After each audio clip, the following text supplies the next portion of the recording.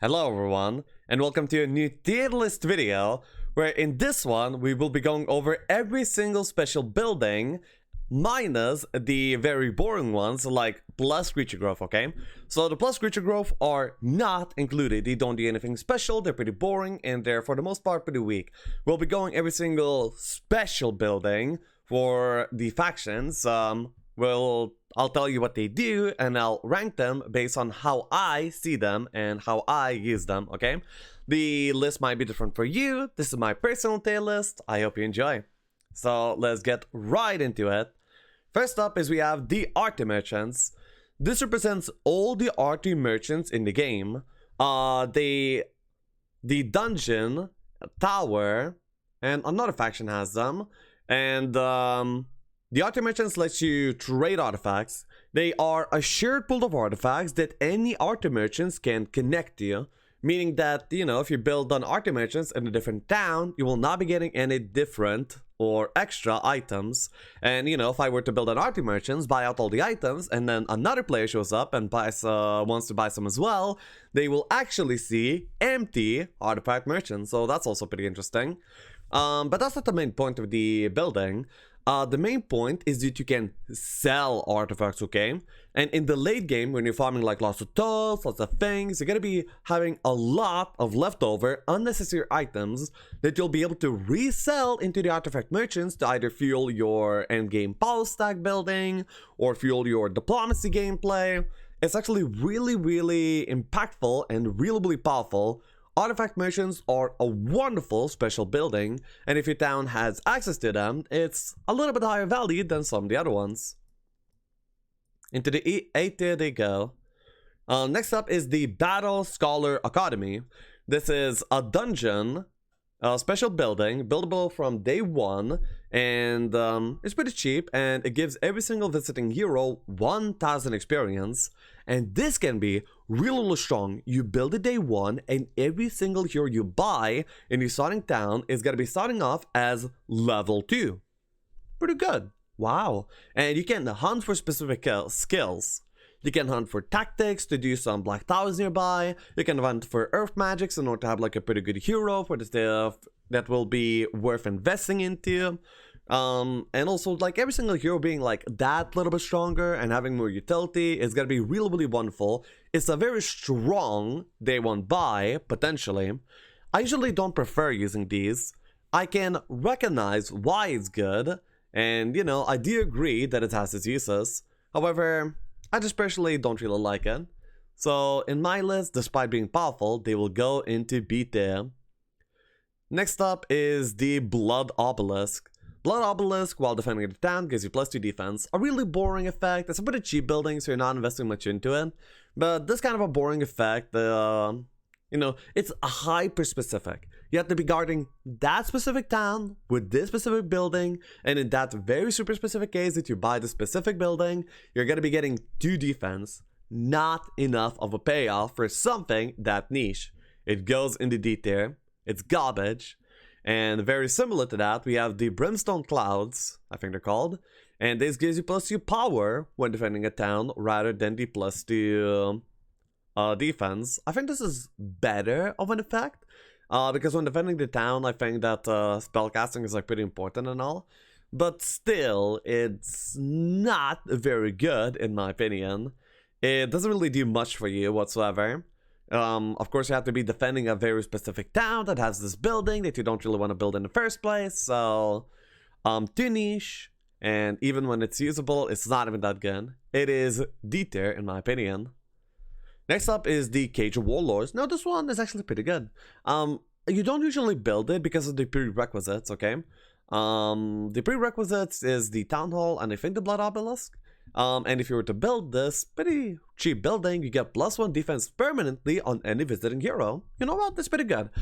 Something like the Halls of Valhalla, Wall of Knowledge, that you have a similar effect, usually see some use. So meaning this is not a dead building.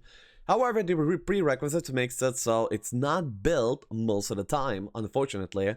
So the fortress ends up being really scammed in terms of special buildings. They have nothing going for them in terms of those. And even their best one that has some use is still not very good whatsoever. It is C tier.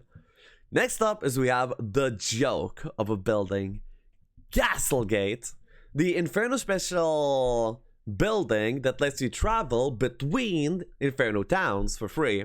Connects, yeah, you basically have like a layer connecting any single Inferno town, but you have to pay 10,000 gold to buy this. What?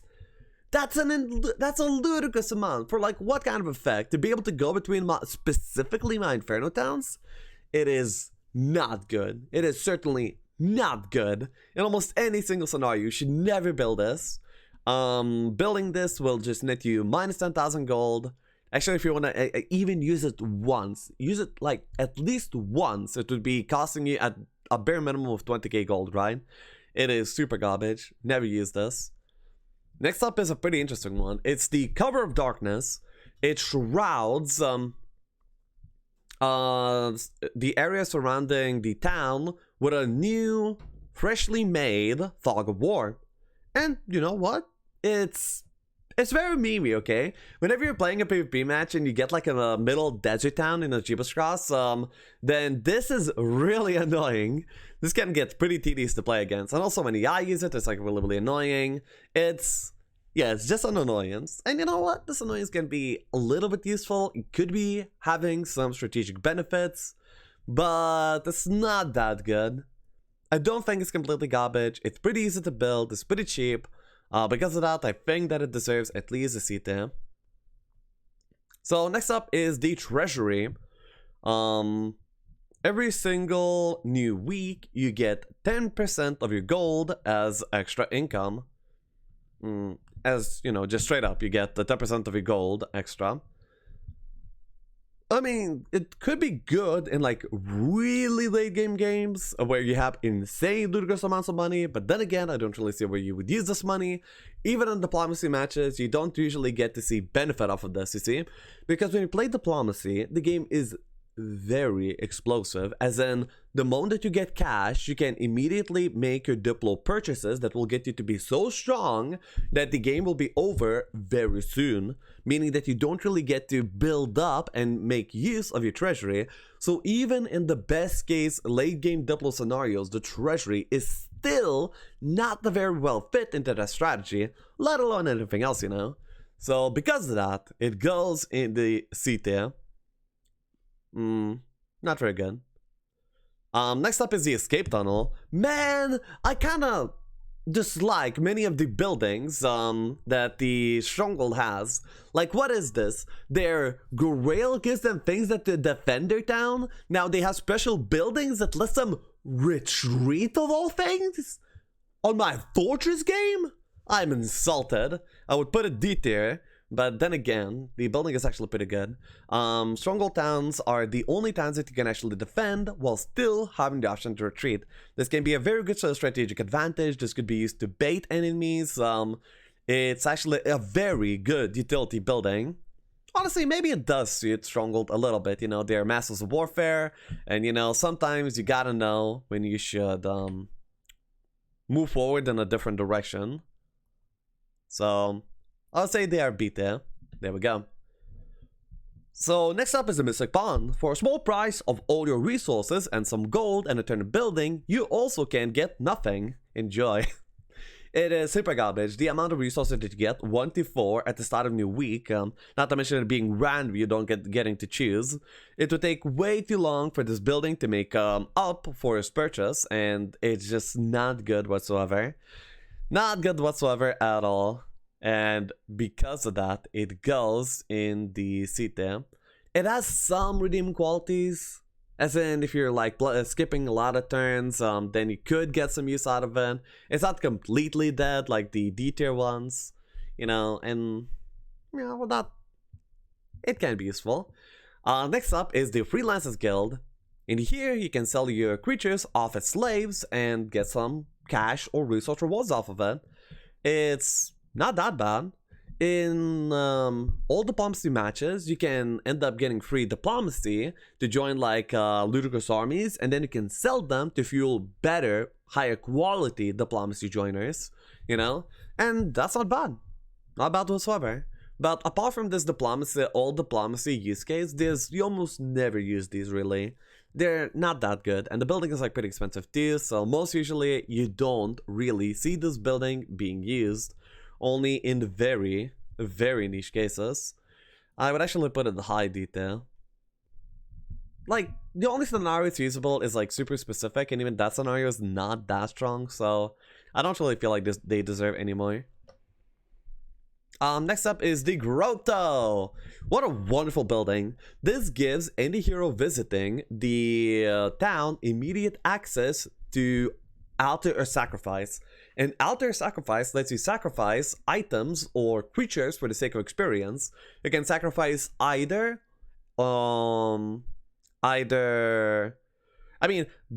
you can sacrifice artifacts if your hero is good or neutral aligned based on the hero's faction, and you can sacrifice army if you're neutral or evil based on your faction alignment.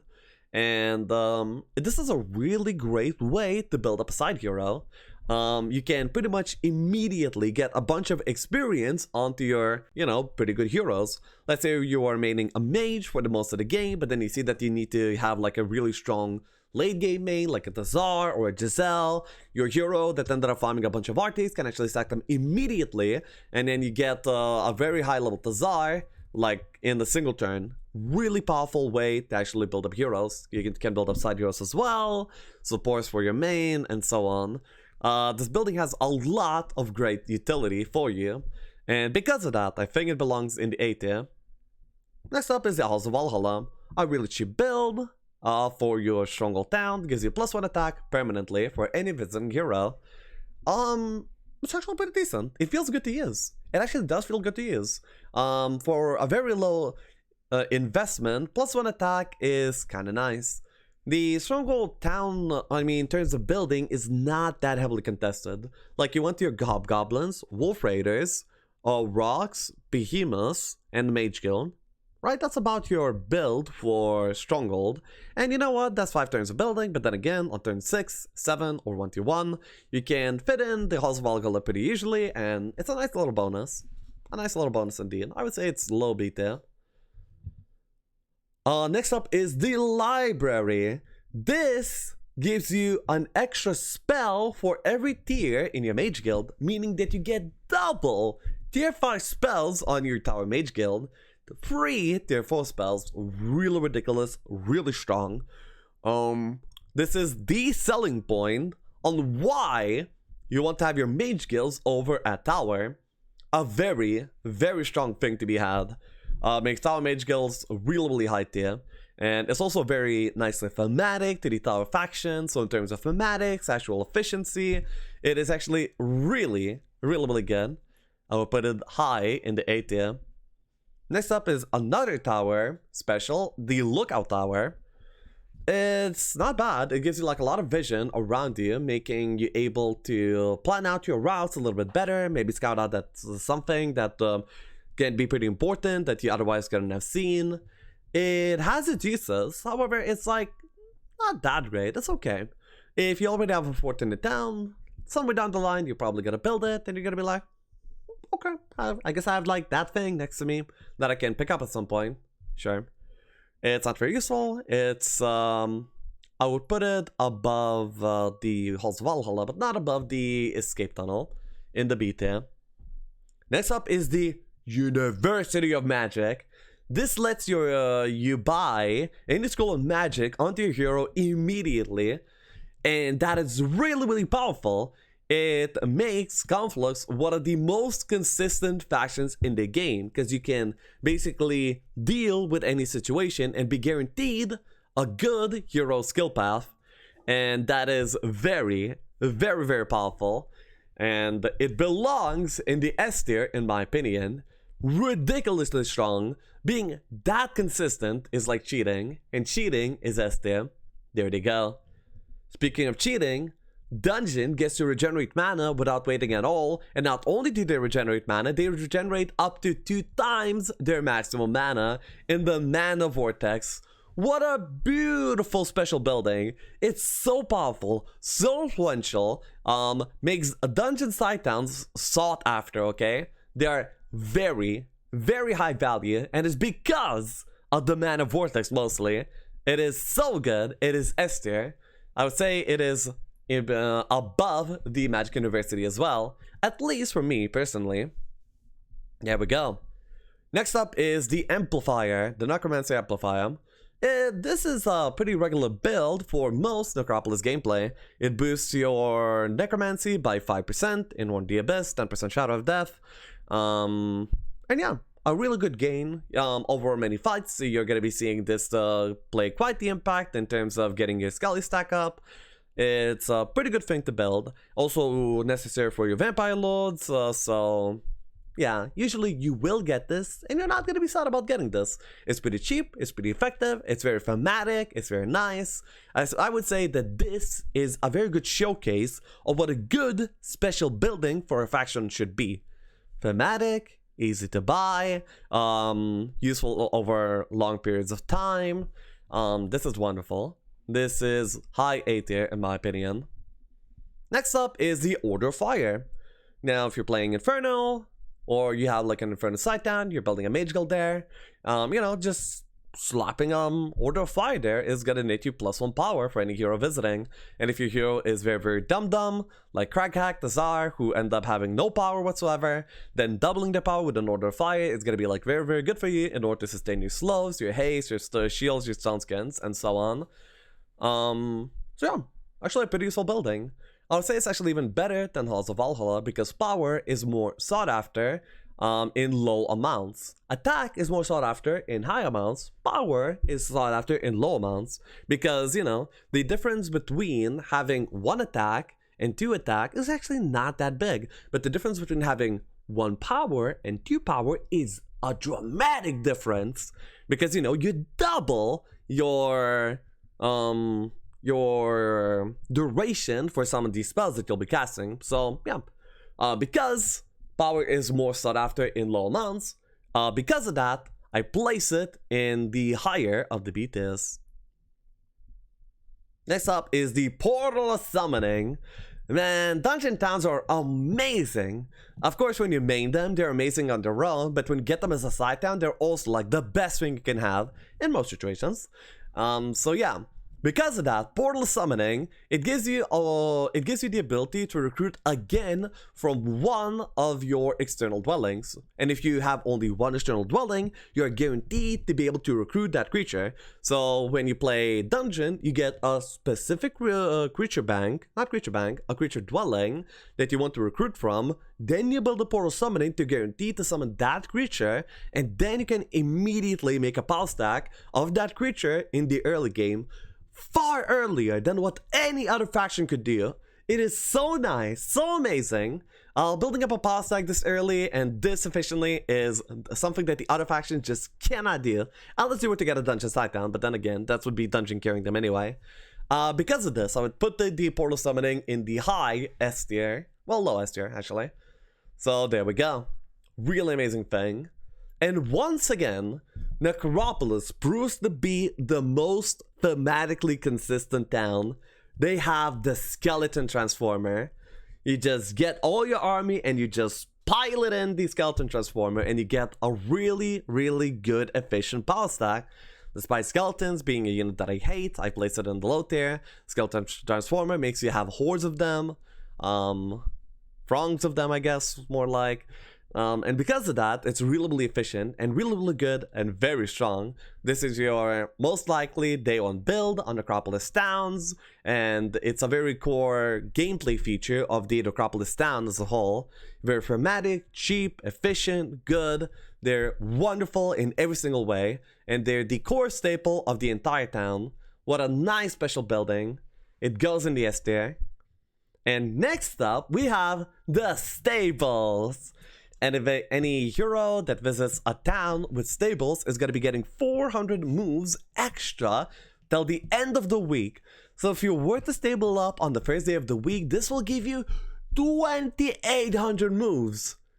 And that's like almost 2 turns. Holy shit. across a week, that is very powerful. And if you were to have like stable up like a full roster of heroes, that would be insane amount of moon points gained.